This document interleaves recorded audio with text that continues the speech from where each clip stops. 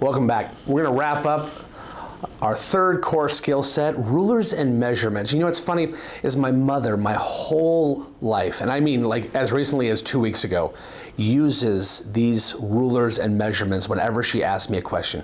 Well, Jason, is it a 1 or is it a 10? So, Steph, how should our viewing audience use rulers and measurements within the skill set of motivational interviewing? Sure. So there's 2 types of rulers and measurements that we can use. One is the importancy, and the other one is the readiness. Importancy and readiness. Yep. Okay. And you can use the importancy at the end of the focusing phase. So after you've already done your thought-provoking questions and they're kind of moving from pre-contemplation kind of into contemplation, you can use an importancy ruler. And what that sounds like is on a scale of 1 to 10, 10 being very important and 1 being not important, how important is it for you to X? And let's just keep using the example of how important is it for you to stop drinking? Mm-hmm. That way, that individual has to measure where it sits with them as far as how important it is. So if they give you a 4, after talking about, after we've highlighted the cognitive dissonance, the changes between their goals and their actions, how it is working, how it's not working, and they say a 4, we can ask, well, why isn't it a 10? Then they can elaborate on why it's not a 10. Why isn't it a 1? So let me give you an example here. So they start telling me about how many times they blacked out, woke up in beds they didn't know where they were at, having done something they didn't remember. Mm-hmm. And then they say, I say, well, how important is it for you to stop drinking? Mm-hmm. And they say 4. It's so important for me to accept, understand my role here and not jump into, well, wait a minute, are you telling, no, I need to say, interesting, well, why is it not a 10? Mm-hmm. And then also to say, why is it not a 1? Mm-hmm. So they can go to both ends of the spectrum. Yes. Okay, that makes sense. Yeah, to understand. You can also say, well, what was it a month ago? What was it a half a year ago? And in those discrepancies of where they would be, you can ask them, well, why did it change? And there is more information. As long as you can keep them talking and keep them engaged, there's more to dissect and have them think about. So you can say, where was it 2 months ago? And if they said it was a 10. It was the most important thing I was facing to stop drinking. And now it's a 4. You might say, well, that's interesting. I wonder what happened between 2 months ago and now to make this less important. Mm-hmm. And maybe they say, well, I don't know, I forgave myself for those mistakes. Mm-hmm. Okay, interesting. Tell me more about that. Yeah, that makes sense. Okay. And then you can reflect. I hear that you forgave yourself for your mistakes, and it's not important anymore for you to stop drinking because you forgave yourself for those mistakes.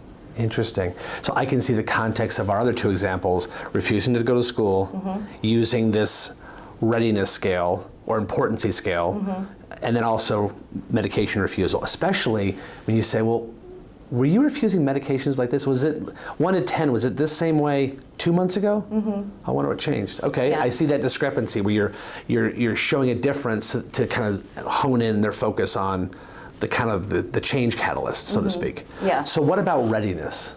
So the readiness is what we use in the final stages of the evoking phase. And that is, we finally got to the place where they are in contemplation, moving towards planning. They haven't quite got it there. They haven't quite gotten there yet, but they recognize that there is an issue, and now we're looking at, well, are you ready to change? And so one that I like to use is, how confident are you in your ability to change? And, on a scale of 1 to 10, if they say, again, a 3, okay, why a 3? Why not a 10? And why not a 1? Mm-hmm. And then there's so much in that you can pull and look at and continue to help support their progress. Interesting. If they say 3, do I say, oh, they're just not ready? They're just not going to do anything? Or are they saying 3 to see my reaction to it? Depends on the student. Okay. Yep. But I still show both ends of the context. Like, okay, so if you said 10 there, what would 10 mean to you?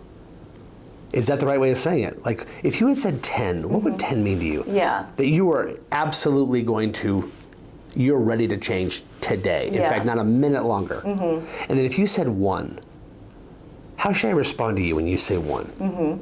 Yeah. Oh, interesting. Interesting. You can also ask, what would it take for you to get to a 10? So then now they're already starting to plan in their head without realizing that they're now moving from contemplation to planning. Well, in order for me to get to a 10, I need to take care of this, I need to do this, and I would have to do that, but I'm not ready for that. They just made 3 goals for themselves to get to that place where they're ready. That makes sense. You kind of use some of the change-provoking questions frameworks within the context of the readiness scale. You say, well, what's the best case scenario if you were ready to make this change today? Like if you were a 10.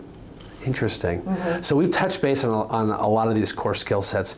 Steph, if you were to tell them what you want them to do next, they just watched 6 videos, incredible videos of you sharing about motivational interviewing and how it can make a real difference.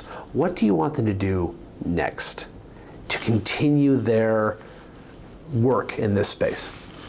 Practice. Practice how? Be mindful. Every interaction that you have is an opportunity to embody the spirit of motivational interviewing and practice the skills. The skills are nothing if you don't know how to use them.